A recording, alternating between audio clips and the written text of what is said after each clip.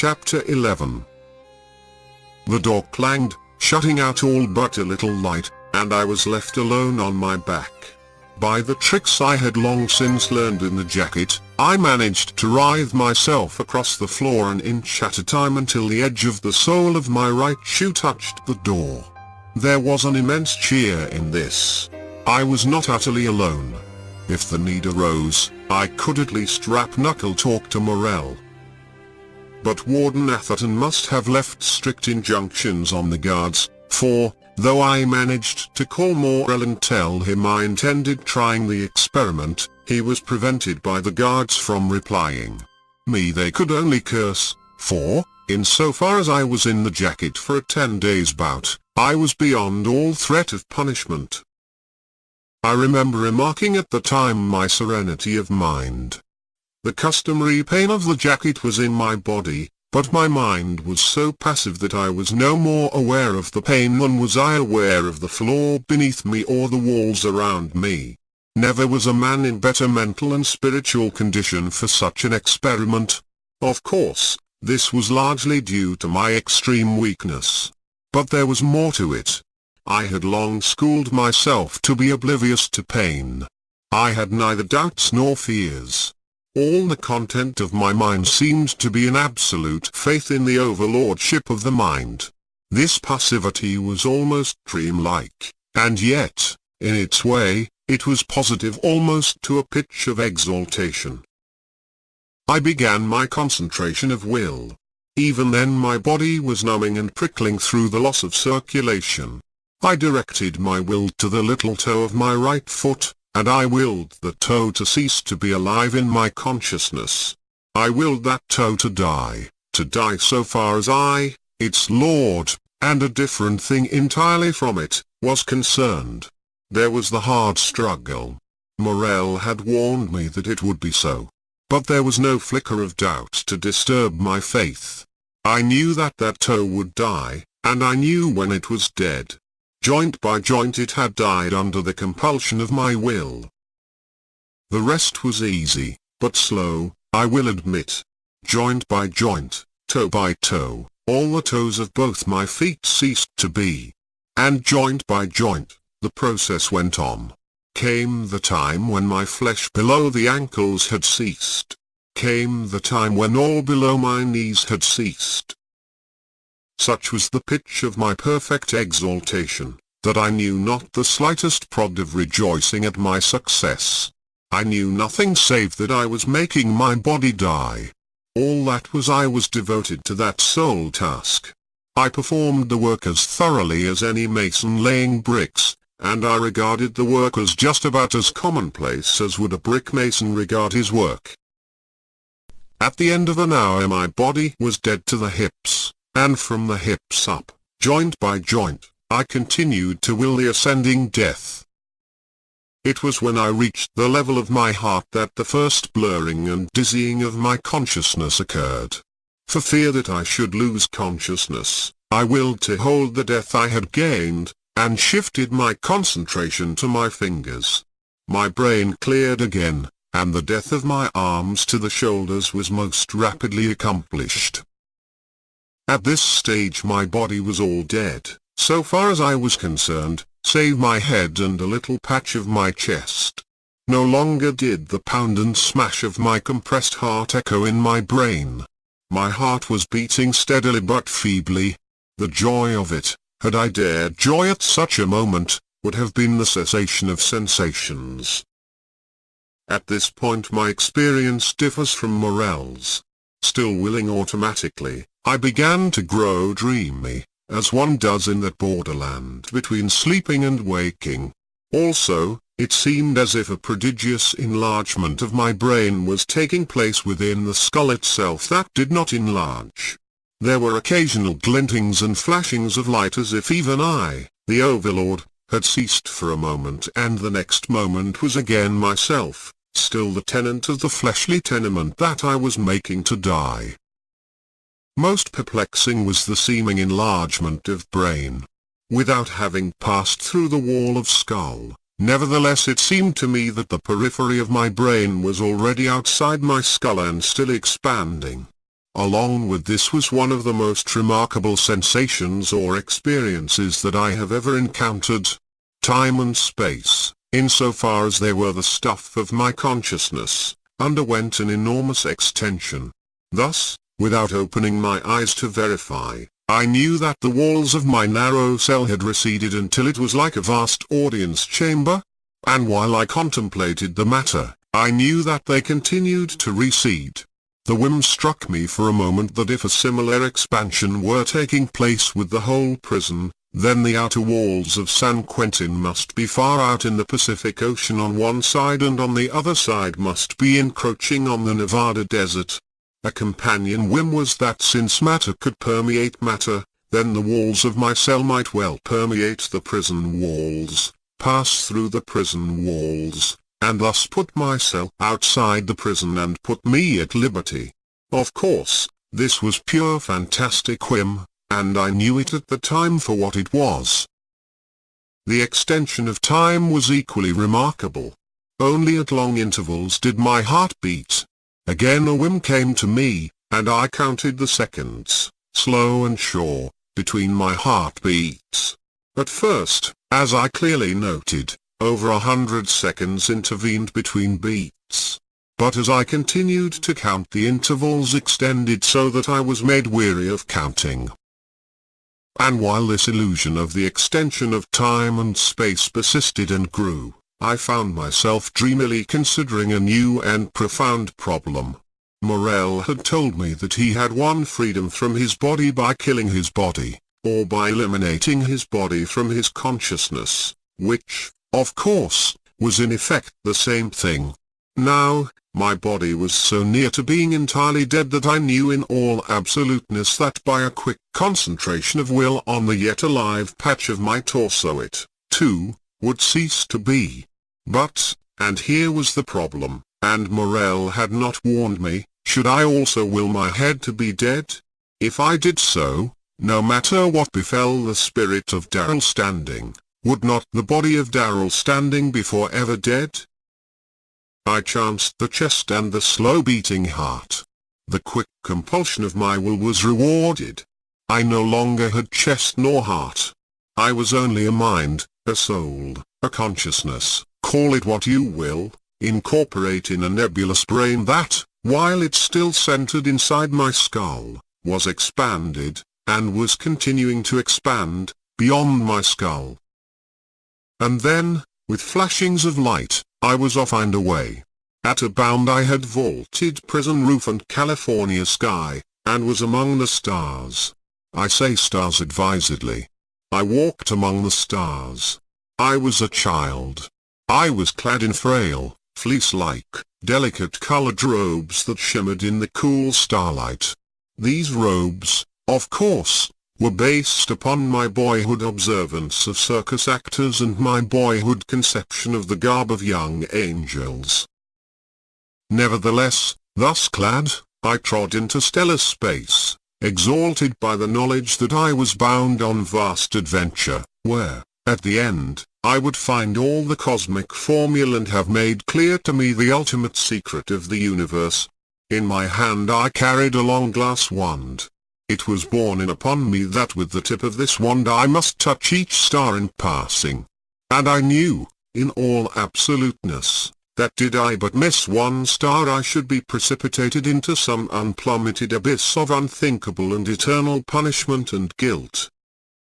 Long I pursued my starry quest. When I say long, you must bear in mind the enormous extension of time that had occurred in my brain. For centuries I trod space, with the tip of my wand and with unerring eye and hand tapping each star I passed. Ever the way grew brighter. Ever the ineffable goal of infinite wisdom grew nearer. And yet I made no mistake. This was no other self of mine. This was no experience that had once been mine. I was aware all the time that it was I, Darrell Standing, who walked among the stars and tapped them with a wand of glass. In short, I knew that here was nothing real, nothing that had ever been nor could ever be. I knew that it was nothing else than a ridiculous orgy of the imagination, such as men enjoy in drug dreams, in delirium, or in mere ordinary slumber. And then, as all went merry and well with me on my celestial quest, the tip of my wand missed a star, and on the instant I knew I had been guilty of a great crime. And on the instant a knock, vast and compulsive, inexorable and mandatory as the stamp of the iron hoof of doom, smote me and reverberated across the universe. The whole sidereal system coruscated, reeled and fell in flame. I was torn by an exquisite and disruptive agony, and on the instant I was Darrell standing, the life convict, lying in his straitjacket in solitary. And I knew the immediate cause of that summons.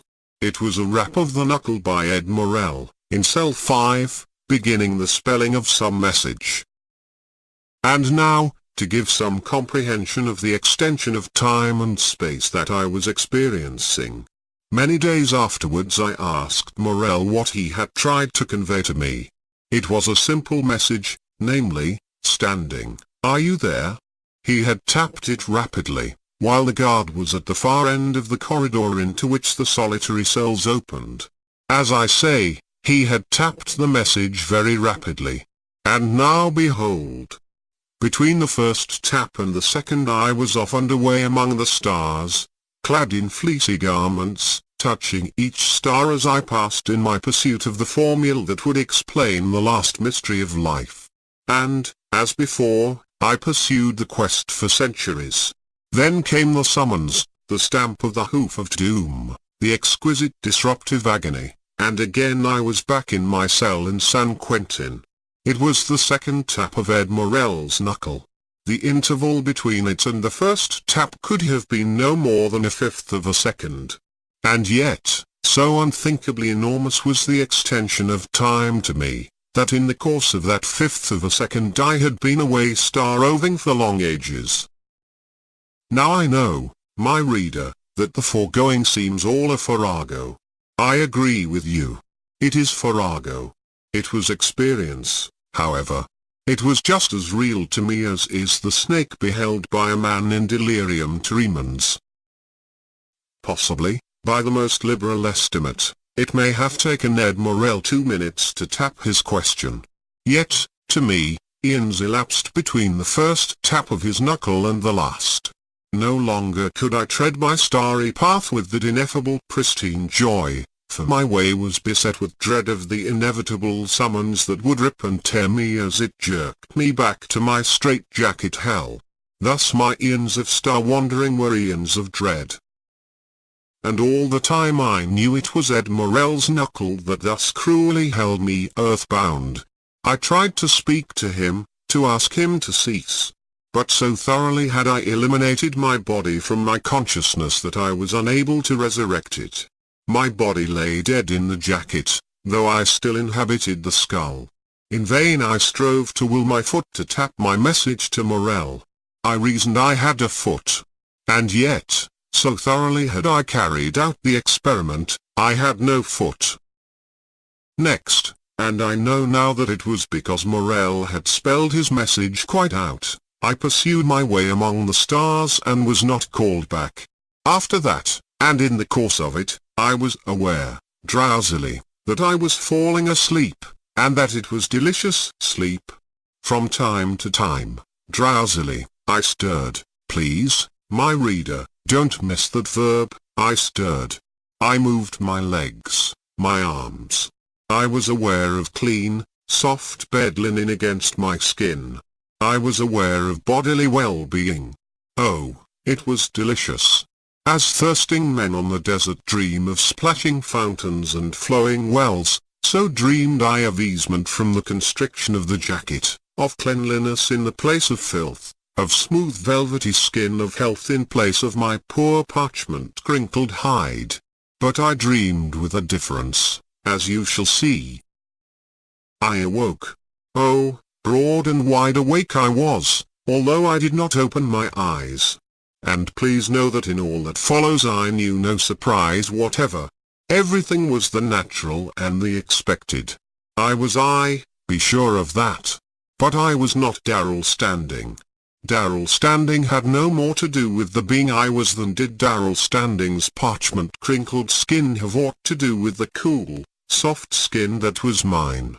Nor was I aware of any Darrell Standing, as I could not well be, considering that Darrell Standing was as yet unborn and would not be born for centuries. But you shall see. I lay with closed eyes, lazily listening. From without came the clacking of many hoofs moving orderly on stone flags.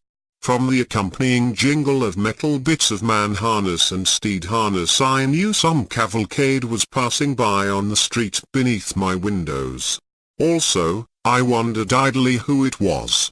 From somewhere, and I knew where, for I knew it was from the inn-yard, came the ring and stamp of hoofs and an impatient neigh that I recognized as belonging to my waiting horse. Came steps and movements, steps openly advertised as suppressed with the intent of silence and that yet were deliberately noisy with the secret intent of rousing me if I still slept. I smiled inwardly at the rascal's trick. "Ponds," I ordered, without opening my eyes. "Water. Cold water, quick, a deluge. I drank overlong last night, and now my gullet scorches." "And slept overlong today," he scolded, as he passed me the water, ready in his hand. I sat up, opened my eyes, and carried the tankard to my lips with both my hands. And as I drank I looked at Pons. Now note two things. I spoke in French. I was not conscious that I spoke in French. Not until afterward, back in solitary, when I remembered what I am narrating, did I know that I had spoken in French, and spoken well. As for me, Darrell Standing, at present writing these lines in Murderer's Row of false prison, why, I know only high school French sufficient to enable me to read the language. As for my speaking it, impossible. I can scarcely intelligibly pronounce my way through a menu. But to return. Pons was a little withered old man. He was born in our house, I know, for it chanced that mention was made of it this very day I am describing. Pons was all of 60 years. He was mostly toothless, and, despite a pronounced limp that compelled him to go slippity-hop, he was very alert and spry in all his movements. Also, he was impudently familiar. This was because he had been in my house 60 years. He had been my father's servant before I could toddle, and after my father's death, Pons and I talked of it this day, he became my servant. The limp he had acquired on a stricken field in Italy, when the horseman charged across. He had just dragged my father clear of the hoofs when he was lanced through the thigh, overthrown, and trampled. My father, conscious but helpless from his own wounds, witnessed it all. And so, as I say, Pons had earned such a right to impudent familiarity that at least there was no gainsaying him by my father's son. Pons shook his head as I drained the huge draught. "Did you hear it boil?" I laughed, as I handed back the empty tankard. "Like your father," he said hopelessly. "But your father lived to learn better, which I doubt you will do." He got a stomach affliction, I devilled, so that one mouthful of spirits turned it outside in. It were wisdom not to drink when one's tank will not hold the drink. While we talked, Pons was gathering to my bedside my clothes for the day. "Drink on, my master," he answered. "It won't hurt you. You'll die with a sound stomach." "You mean mine is an iron-lined stomach?" I willfully misunderstood him. "I mean," he began with a quick peevishness, then broke off as he realized my teasing and with the pout of his withered lips draped my new sable cloak upon a chair back. 800 ducats, he sneered. 1,000 goats and 100 fat oxen in a coat to keep you warm. A score of farms on my gentleman's fine back. And in that 100 fine farms, with a castle or two thrown in, to say nothing, perhaps, Of a palace, I said, reaching out my hand and touching the rapier which he was just in the act of depositing on the chair. So your father won with his good right arm, Pons retorted. But what your father won he held. Here Pons paused to hold up to scorn my new scarlet satin doublet, a wondrous thing of which I had been extravagant. 60 ducats for that, Pons indicted. Your father'd have seen all the tailors and Jews of Christendom roasting in hell before he'd paid such a price. And while we dressed, that is, while Pons helped me to dress, I continued to quip with him. It is quite clear, Pons, that you have not heard the news, I said slyly. Whereat up pricked his ears like the old gossip he was. Late news? He queried. Mayhap from the English court? Nay, I shook my head. But news perhaps to you, but old news for all of that. Have you not heard? The philosophers of Greece were whispering it nigh 2,000 years ago. It is because of that news that I put 20 fat farms on my back, live at court, and am become a dandy. You see, Pons, the world is a most evil place, life is most sad, all men die, and, being dead, are dead. Wherefore, to escape the evil and the sadness, men in these days, like me, seek amazement, insensibility, and the madnesses of dalliance. But the news, master? What did the philosophers whisper about so long ago? That God was dead, Pons, I replied solemnly. Didn't you know that? God is dead, and I soon shall be, and I wear 20 fat farms on my back. God lives, Pons asserted fervently. God lives, and his kingdom is at hand. I tell you, master, it is at hand. It may be no later than tomorrow that the earth shall pass away. So said they in old Rome, Pons, when Nero made torches of them to light his sports. Pons regarded me pityingly. Too much learning is a sickness, he complained. I was always opposed to it. But you must have your will and drag my old body about with you, studying astronomy and numbers in Venice, poetry and all the Italian folderols in Florence, and astrology in Pisa, and God knows what in that madman country of Germany. Fish for the philosophers. I tell you, master, I, Pons, your servant, a poor old man who knows not a letter from a pikestaff, I tell you God lives, and the time you shall appear before him is short. He paused with sudden recollection, and added, he is here, the priest you spoke of. On the instant I remembered my engagement. Why did you not tell me before? I demanded angrily. What did it matter? Pons shrugged his shoulders. Has he not been waiting 2 hours as it is? Why didn't you call me? He regarded me with a thoughtful, censorious eye. And you rolling to bed and shouting like Chanticleer, sing cuckoo, sing cuckoo, cuckoo new new cuckoo, sing cuckoo, sing cuckoo, sing cuckoo, sing cuckoo. He mocked me with the senseless refrain in an ear-jangling falsetto. Without doubt I had bawled the nonsense out on my way to bed. You have a good memory, I commented dryly, as I essayed a moment to drape my shoulders with the new sable cloak ere I tossed it to Pons to put aside. He shook his head sourly. No need of memory when you roared it over and over for the 1000th time till half the inn was a knock at the door to spit you for the sleep killer you were. And when I had you decently in the bed, did you not call me to you and command, if the devil called, to tell him my lady slept? And did you not call me back again, and, with a grip on my arm that leaves it bruised and black this day, command me, as I loved life, fat meat, and the warm fire, to call you not of the morning save for one thing? Which was? I prompted, unable for the life of me to guess what I could have said. Which was the heart of one, a black buzzard, you said, by name Martinelli, whoever he may be, for the heart of Martinelli smoking on a gold platter. The platter must be gold, you said, and you said I must call you by singing, sing cuckoo, sing cuckoo, sing cuckoo.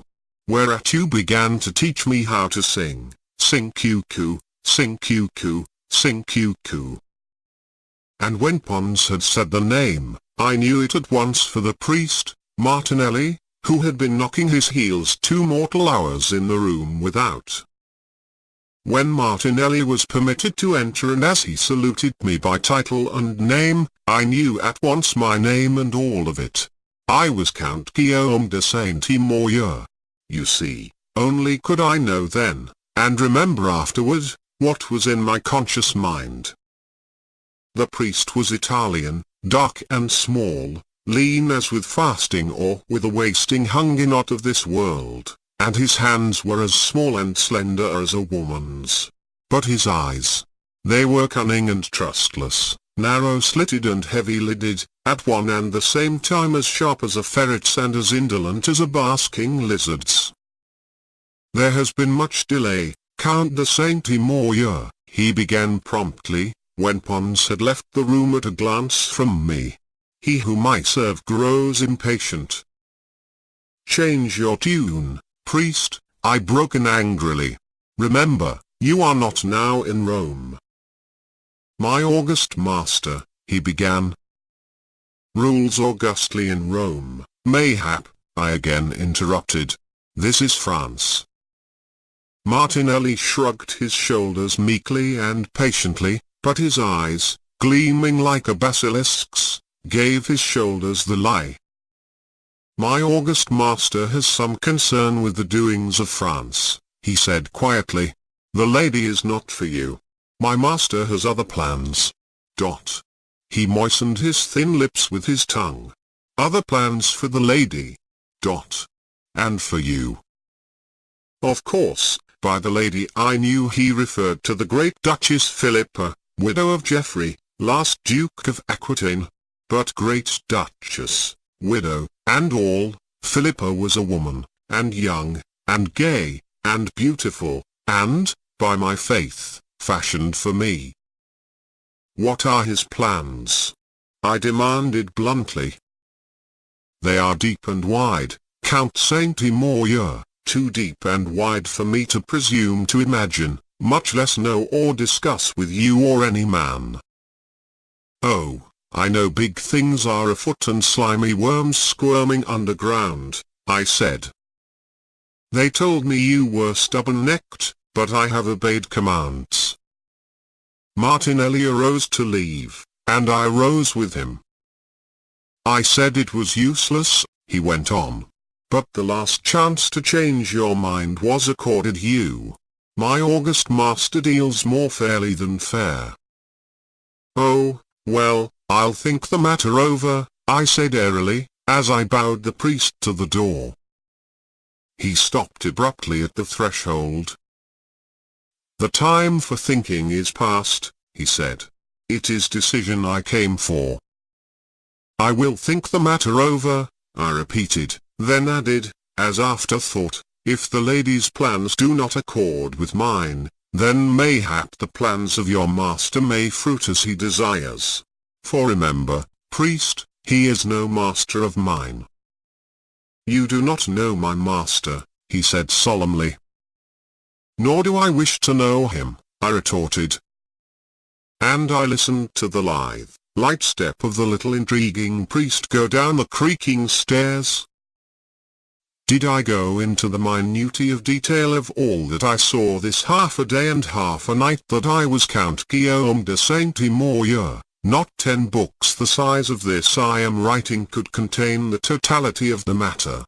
Much I shall skip, in fact, I shall skip almost all, for never yet have I heard of a condemned man being reprieved in order that he might complete his memoirs, at least, not in California.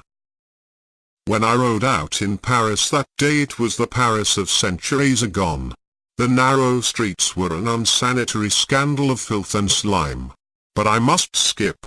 And skip I shall, all of the afternoon's events, all of the ride outside the walls, of the grand fete given by Hughdom, of the feasting and the drinking in which I took little part. Only of the end of the adventure will I write, which begins with where I stood jesting with Philippa herself. Ah, dear God, she was wondrous beautiful. A great lady, but before that, and after that, and always, a woman. We laughed and jested lightly enough, as about us jostled the merry throng, but under our jesting was the deep earnestness of man and woman well advanced across the threshold of love and yet not too sure each of the other. I shall not describe her. She was small, exquisitely slender, but there, I am describing her. In brief, she was the one woman in the world for me, and little I recked the long arm of that grey old man in Rome could reach out half across Europe between my woman and me. And the Italian, Fortini, leaned to my shoulder and whispered. One who desires to speak. One who must wait my pleasure, I answered shortly. I wait no man's pleasure, was his equally short reply. And, while my blood boiled, I remembered the priest, Martinelli, and the grey old man at Rome. The thing was clear. It was deliberate. It was the long arm. Fortini smiled lazily at me while I thus paused for the moment to debate, but in his smile was the essence of all insolence. This, of all times, was the time I should have been cool. But the old red anger began to kindle in me. This was the work of the priest.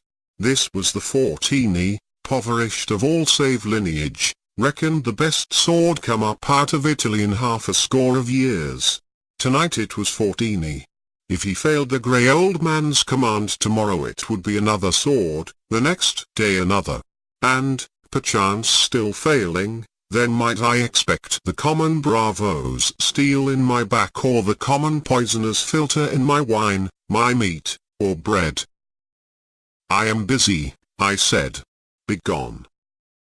My business with you presses, was his reply. Insensibly our voices had slightly risen, so that Philippa heard. Begone, you Italian hound, I said. Take your howling from my door. I shall attend to you presently. The moon is up, he said. The grass is dry and excellent. There is no dew. Beyond the fish pond, a narrow's flight to the left, is an open space, quiet and private. Presently you shall have your desire, I muttered impatiently.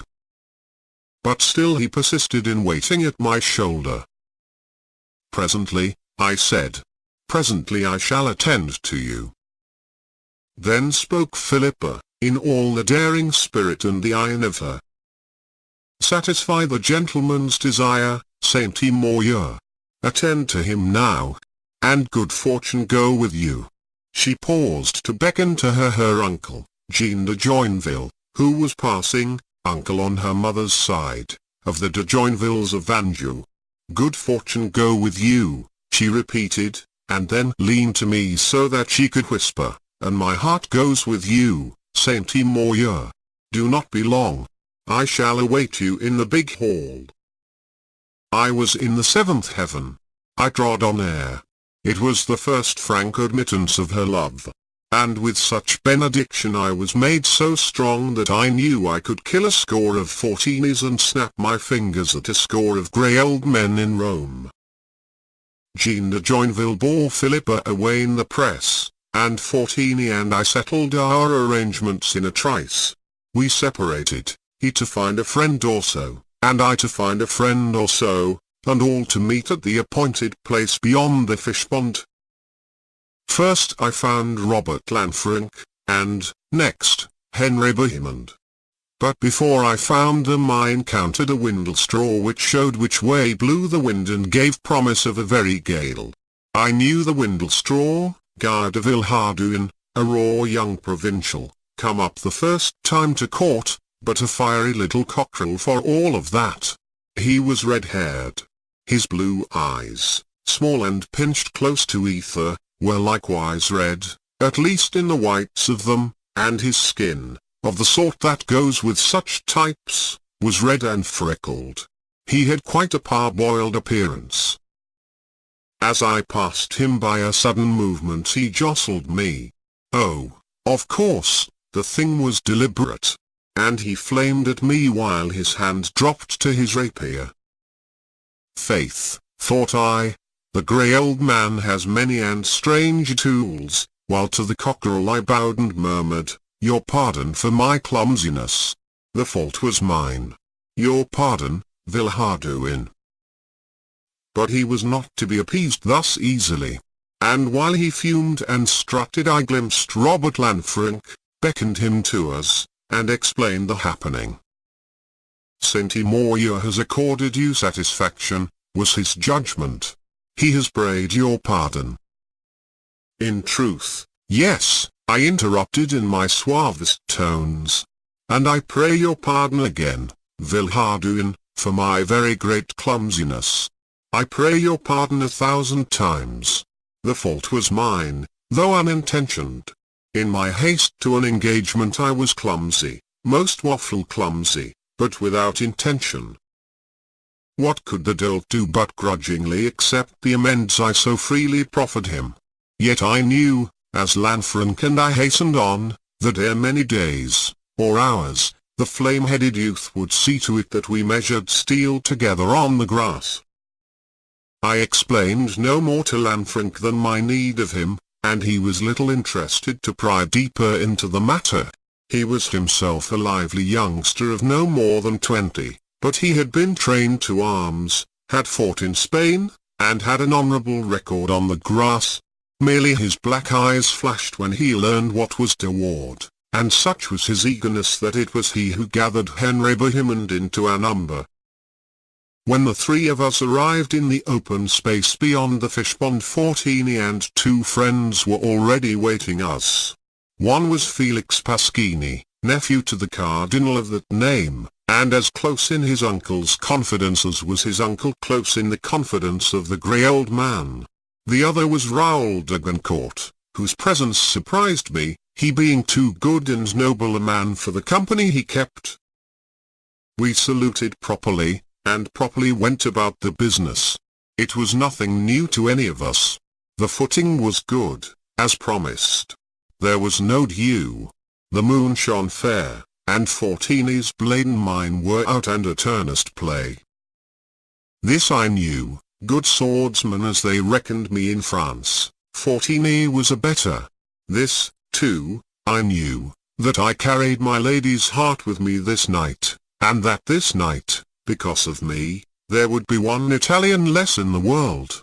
I say I knew it. In my mind the issue could not be in doubt. And as our rapiers played I pondered the manner I should kill him. I was not minded for a long contest. Quick and brilliant had always been my way.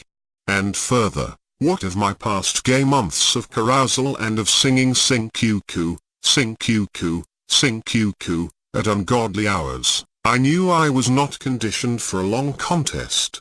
Quick and brilliant was my decision. But quick and brilliant was a difficult matter with so consummate a swordsman as Fortini opposed to me. Besides, as luck would have it, Fortini, always the cold one, always the tireless-wristed, always sure and long, as reported it, in going about such business, on this night elected, too, the quick and brilliant. It was nervous, tingling work, for as surely as I sensed his intention of briefness, just as surely had he sensed mine. I doubt that I could have done the trick had it been broad day instead of moonlight. The dim light aided me. Also was I aided by divining, the moment in advance, what he had in mind. It was the time attack, a common but perilous trick that every novice knows, that has laid on his back many a good man who attempted it, and that is so fraught with danger to the perpetrator that swordsmen are not enamored of it. We had been at work barely a minute, when I knew under all his darting, flashing show of offense that Fortini meditated this very time attack. He desired of me a thrust and lunge, not that he might parry it but that he might time it and deflect it by the customary slight turn of the wrist, his rapier point directed to meet me as my body followed in the lunge. A ticklish thing, a ticklish thing in the best of light. Did he deflect a fraction of a second too early, I should be warned and saved. Did he deflect a fraction of a second too late, my thrust would go home to him. Quick and brilliant is it? Was my thought. Very well, my Italian friend, quick and brilliant shall it be, and especially shall it be quick. In a way, it was time attack against time attack, but I would fool him on the time by being over quick. And I was quick. As I said, we had been at work scarcely a minute when it happened. Quick. That thrust and lunge of mine were one. A snap of action it was, an explosion, an instantaneousness. I swear my thrust and lunge were a fraction of a second quicker than any man is supposed to thrust and lunge. I won the fraction of a second. By that fraction of a second too late Fortini attempted to deflect my blade and impale me on his. But it was his blade that was deflected. It flashed past my breast, and I was inside his weapon, which extended full length in the empty air behind me, and my blade was inside of him, and through him, heart high, from right side of him to left side of him and outside of him beyond.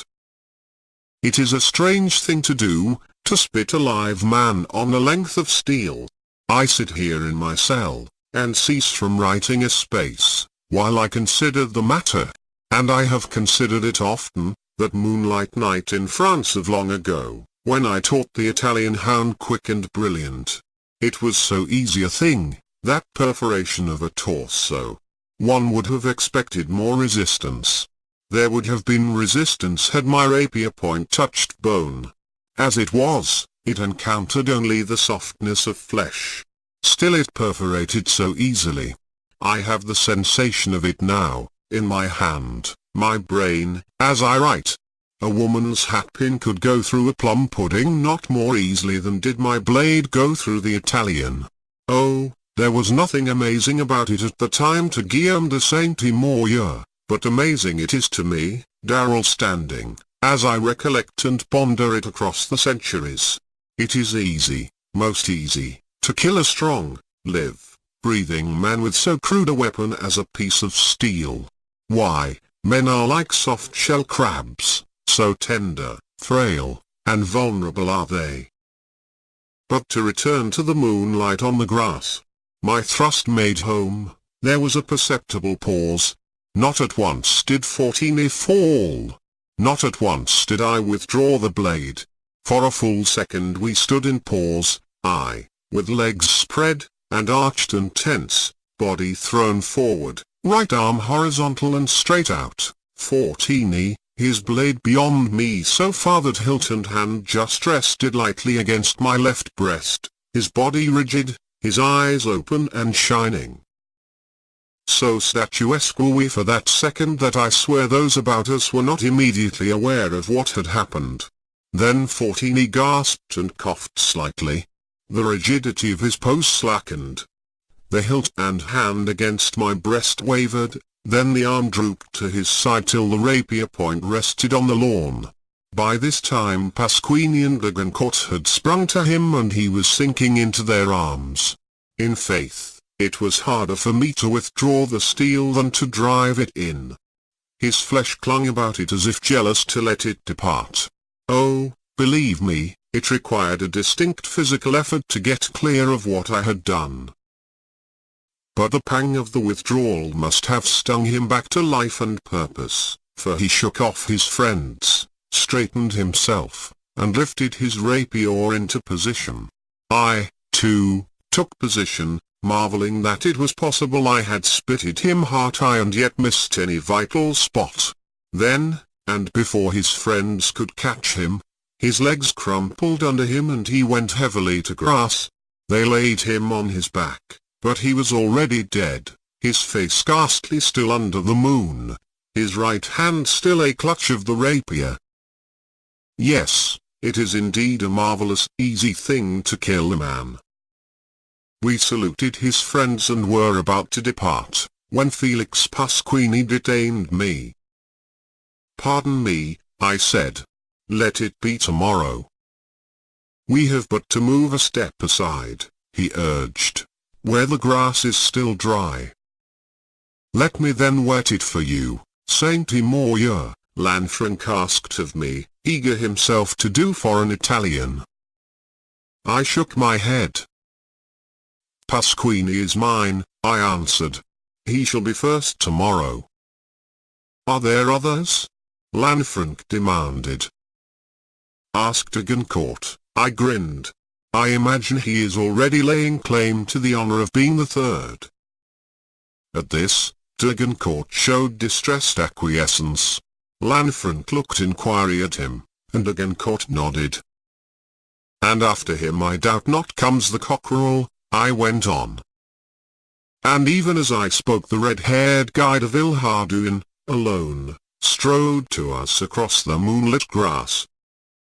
"At least I shall have him," Lanfranc cried, his voice almost wheedling, so great was his desire.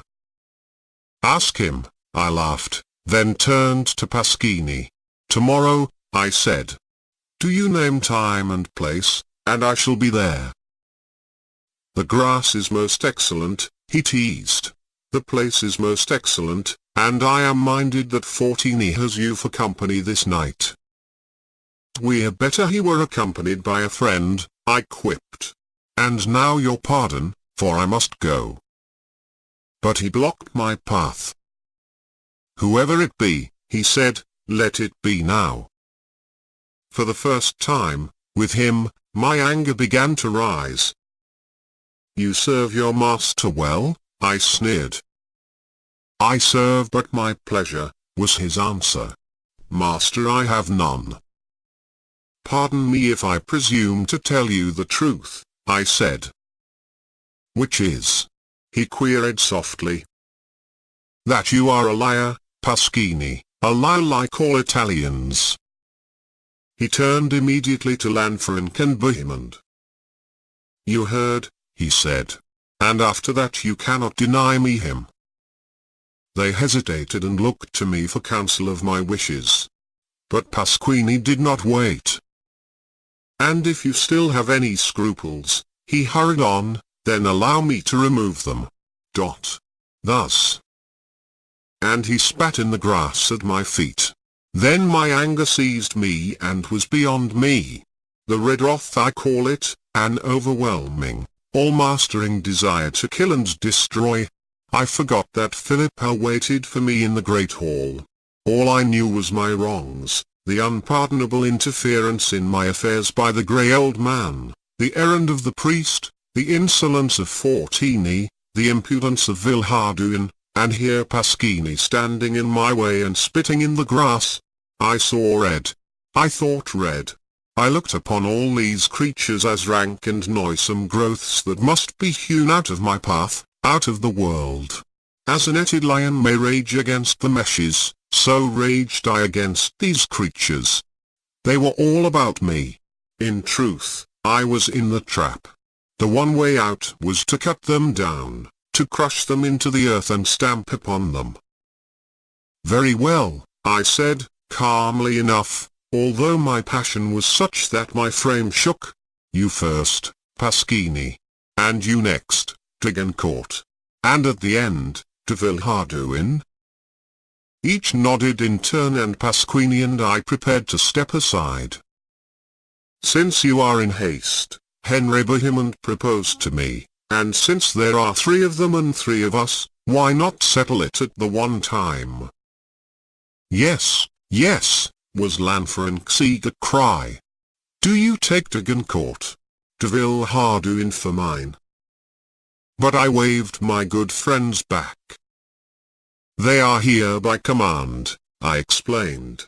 "It is I they desire so strongly that by my faith I have caught the contagion of their desire, so that now I want them and will have them for myself." I had observed that Pasquini fretted at my delay of speech-making, and I resolved to fret him further. "You, Pasquini," I announced, "I shall settle within short account. I would not that you tarried while Fortini waits your companionship. You, Raoul de Goncourt, I shall punish as you deserve for being in such bad company. You are getting fat and wheezy. I shall take my time with you until your fat melts and your lungs pant and wheeze like leaky bellows. You, de Villehardouin, I have not decided in what manner I shall kill." And then I saluted Pasquini, and we were at it. Oh, I was minded to be rarely devilish this night. Quick and brilliant, that was the thing. Nor was I unmindful of the deceptive moonlight. As with Fortini would I settle with him if he dared the time attack. If he did not, and quickly, then I would dare it. Despite the fret I had put him in, he was cautious. Nevertheless I compelled the play to be rapid, and in the dim light, depending less than usual on sight and more than usual on feel, our blades were in continual touch. Barely was the first minute of play past when I did the trick. I feigned a slight slip of the foot, and, in the recovery, feigned loss of touch with Pasquini's blade. He thrust tentatively, and again I feigned, this time making a needlessly wide parry. The consequent exposure of myself was the bait I had purposely dangled to draw him on. And draw him on I did. Like a flash he took advantage of what he deemed an involuntary exposure. Straight and true was his thrust, and all his will and body were heartily in the weight of the lunge he made. And all had been feigned on my part, and I was ready for him. Just lightly did my steel meet his as our blades slithered. And just firmly enough and no more did my wrist twist and deflect his blade on my basket hilt. Oh, such a slight deflection, a matter of inches, just barely sufficient to send his point past me so that it pierced a fold of my satin doublet in passing. Of course, his body followed his rapier in the lunge, while, heart high, right side, my rapier point met his body. And my outstretched arm was stiff and straight as the steel into which it elongated, and behind the arm and the steel my body was braced and solid. Heart high, I say, my rapier entered Pasquini's side on the right, but it did not emerge on the left, for, when I threw him, it met a rib.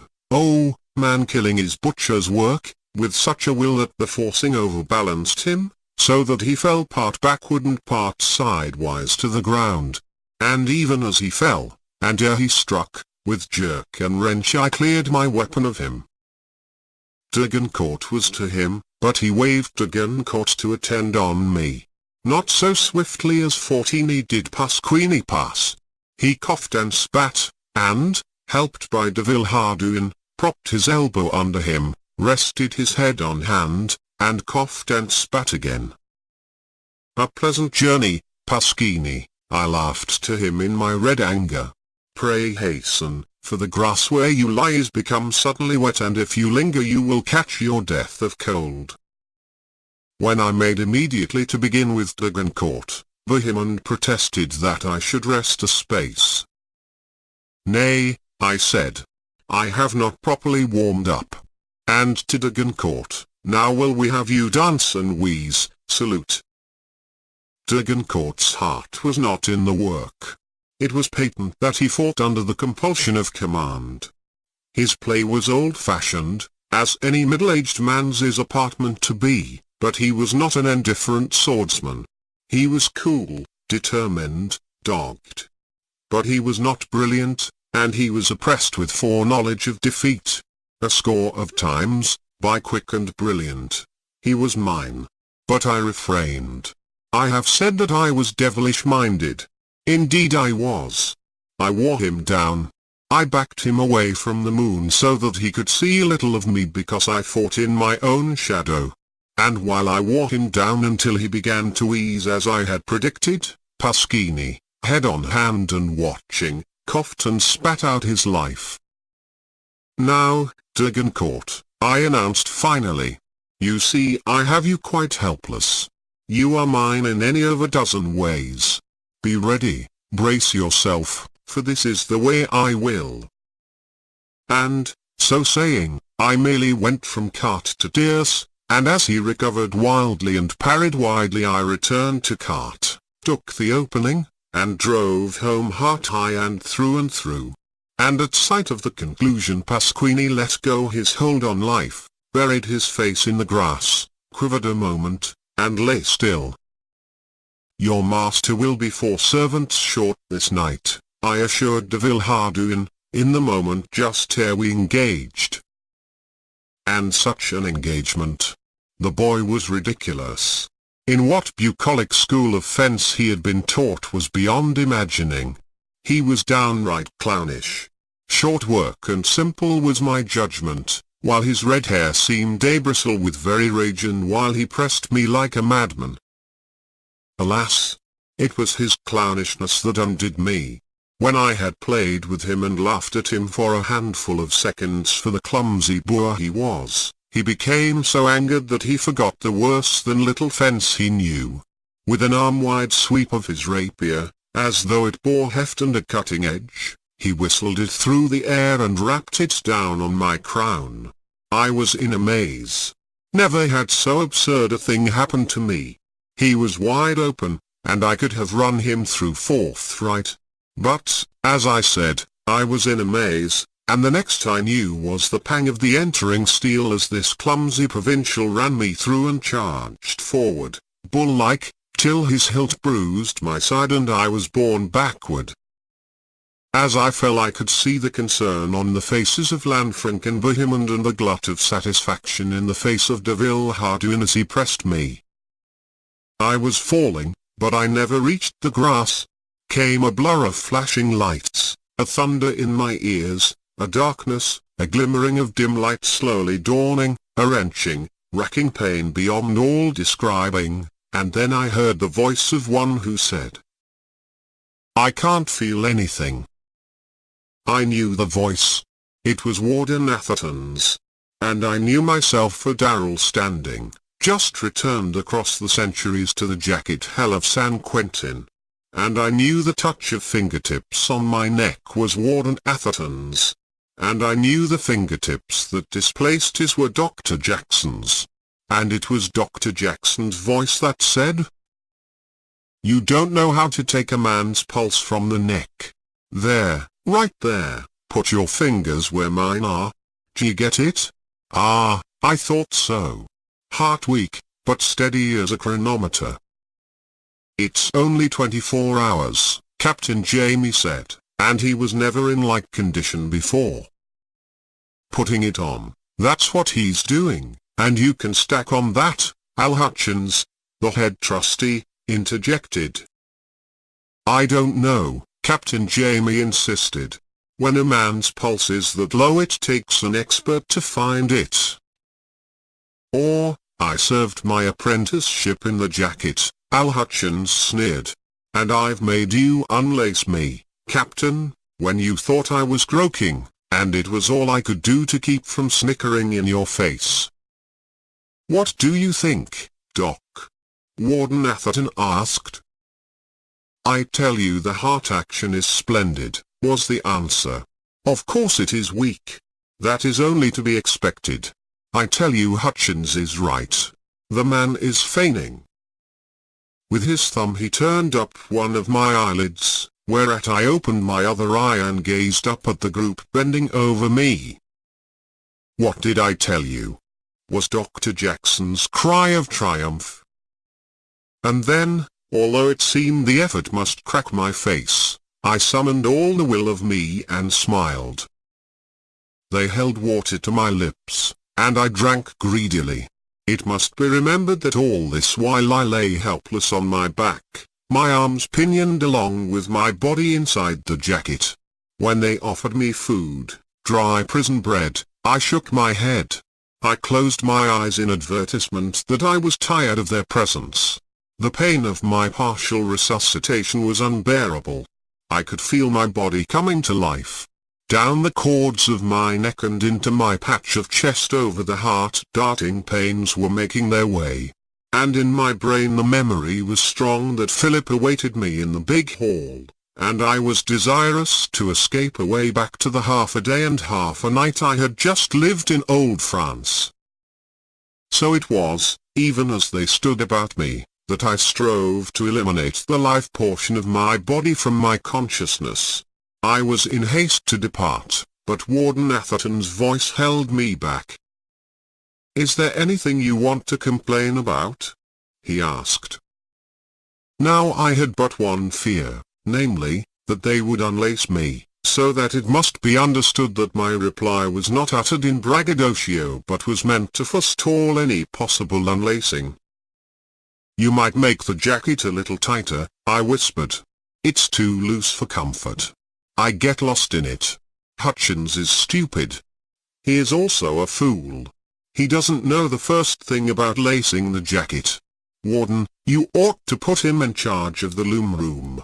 He is a more profound master of inefficiency than the present incumbent, who is merely stupid without being a fool as well.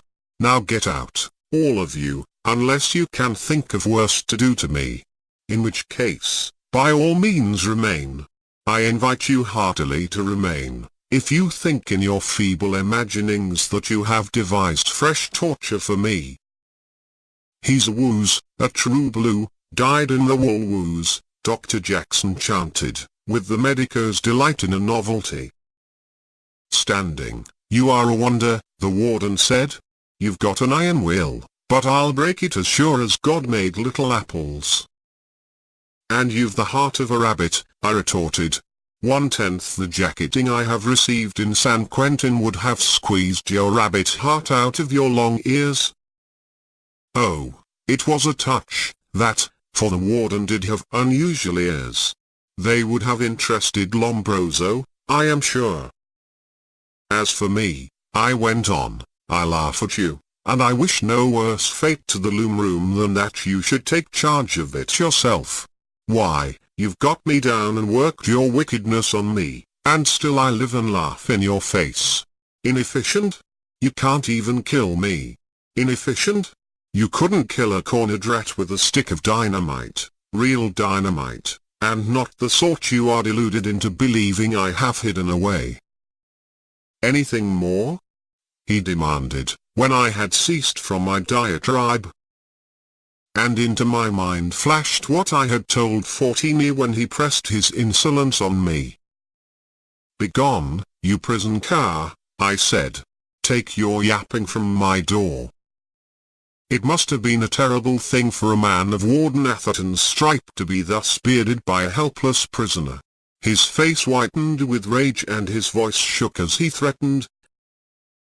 "By God, Standing, I'll do for you yet." "There is only one thing you can do," I said. "You can tighten this distressingly loose jacket. If you won't, then get out. And I don't care if you fail to come back for a week or for the whole 10 days. And what can even a warden of a great prison do in reprisal on a prisoner upon whom the ultimate reprisal has already been wreaked?" It may be that Warden Atherton thought of some possible threat, for he began to speak. But my voice had strengthened with the exercise, and I began to sing, "Sing cuckoo, sing cuckoo, sing cuckoo." And sing I did until my door clanged and the bolts and locks squeaked and grated fast.